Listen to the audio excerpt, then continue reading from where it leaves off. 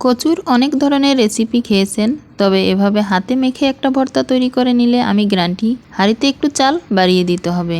আসসালামু আলাইকুম আমার আপু ভাইয়েরা, কেমন আছেন আপনারা সবাই? কাছে কিংবা দূরে, দেশ কিংবা বিদেশ, যে যেখান থেকে আমার আজকের রেসিপি দেখছেন, সবাইকে স্বাগতম জানিয়ে আমি মনিরা মুন্নি, মনিরা কুকিং চ্যানেল থেকে বলছি। তৈরি করার জন্য প্রথমে আমি কিছুটা কচু আগে থেকে পরিষ্কার পানি দিয়ে ক্লিন করে নিয়ে ছোট করে কেটে নিয়ে পাত্রে তুলে নিব।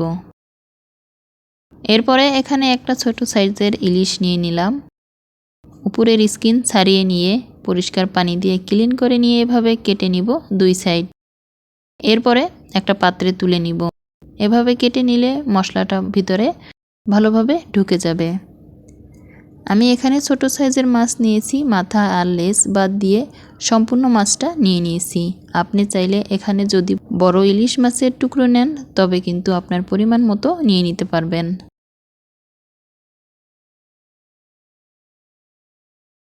কেটে রাখা কচু প্যানে নিয়ে স্বাদ মতো লবণ, কাঁচামরিচ অ্যাড করে দিয়ে 5 মিনিট ভাপিয়ে নিলাম। ঢাকনা তুলে নিয়ে এভাবে উল্টিয়ে পাল্টিয়ে নাড়াচাড়া করে নিলে দেখা যাবে এক পর্যায়ে নরম হয়ে আসবে।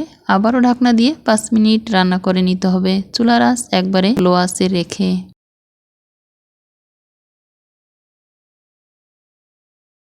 এরপরে ঢাকনা তুলে নিয়ে এভাবে উল্টিয়ে পাল্টিয়ে নাড়াচাড়া করে নিলেই কিন্তু দেখা যাবে খুব নরম হয়ে আসবে, পানিটাও কিন্তু শুকিয়ে আসবে। এরপর একটা পাত্রে তুলে নিয়ে প্যানটা আবারও পরিষ্কার করে চকচকা করে নিলাম। পরিমাণ মতো সরিষার তেল প্যানে অ্যাড করে দিয়ে কিছুটা শুকনো মরিচ ভেজে একটা পাত্রে তুলে নিলাম। ভেজে রাখা প্যানে পেঁয়াজ ও রসুন আগে থেকে ছোট করে কেটে নেওয়া এখানে অ্যাড করে দিয়ে আলতো হাতে নাড়াচাড়া করে ভেজে নিব। একটু কালার চলে আসলেই সাইডে নিয়ে নিব। ম্যারিনেট করা মাছ এখানে অ্যাড করে দিয়ে এক পিঠ ভেজে উল্টিয়ে নিতে হবে।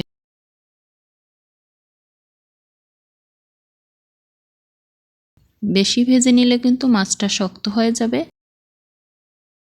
হালকা আঁচে কালার করে ভেজে নিলেই কিন্তু ভেজে নেওয়ার সময় খুব সুন্দর ঘ্রাণও ছড়িয়ে আসবে আপনার রান্নাঘরে। এক পর্যায়ে ভেজে নিয়ে একটা পাত্রে তুলে নিলাম।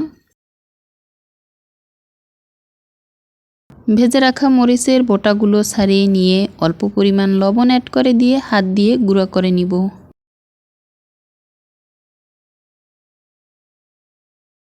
প্রথমে কিন্তু মরিচটা গুঁড়া করে নিতে হবে, এতে করে মরিচটা ভালোভাবে গুঁড়া করে নিতে সহজ হবে। এরপরে মাছের কাটা বেছে নিতে হবে একটু ধৈর্য সহকারে।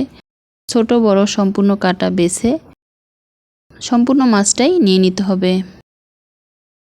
এরপরে পেঁয়াজ, রসুন, কচু সমস্ত উপকরণই একসাথে হাত দিয়ে ভালোভাবে মেখে নিলেই তৈরি হয়ে যাবে খুবই মজার ভর্তা রেসিপি।